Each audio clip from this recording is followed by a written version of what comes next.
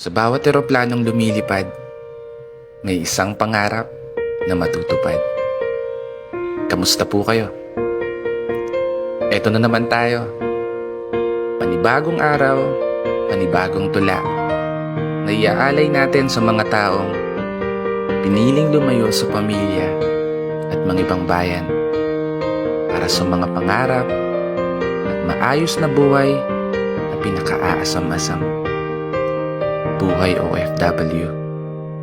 Para sa ilan, isa to sa mabisang paraan upang matakasan ang kahirapan na laging pinapasan para mas makaipon, para makapagpundar at makapagpaaral ng mga anak sa gusto nilang paaralan, makapagpadala ng pera kada katapusan ng buwan, mga damit at laruan, mga tsokolate at palaman, sapatos at bagong relo para sa pamilyang nag-aabang. Pero sa likod ng magagarang kagamitan, marangyang tahanan at magandang sasakyan, may mga nakatagong kwento na hindi natin alam. Mga kwento sa kung paano nila nagawang malampasan. Mga kahapon, napagod ang katawan, panahong kumakalamang tiyan, mga sandaling nilalamon ng lungkot ang puso at isip habang nag-iisa lang.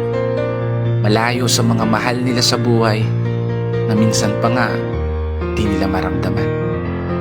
Silang pinagkukunan ng lakas para magpatuloy sa laban kahit alam nila sa sariling gustong gusto na nilang sukuan. Mga luhang tahimik na pinupunasan, mga paso at sugat sa magkabilang braso na di mo namamalayan. Oo, iba-iba ang kapalaran at may kanya-kanyang kwentong pinagdadaanan. May ilan na swerte sa nilakaran, ngunit may ilan din na tila mas pinapahirapan. Nang tadhanang inakalang makapagbibigay ng pag-asang makaahon sa buhay at mga plano'y makulayan, ngunit masakit ang katotohanan na hindi natin kayang malaman kung makakauwi pa ba sila na nadala ang maleta o nakabalot sa kahon para paglamayan.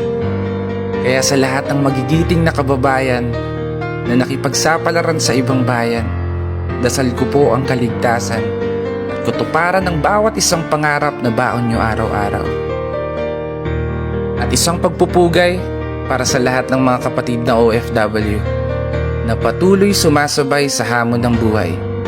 This is video para sa pangarap at para sa pamilya.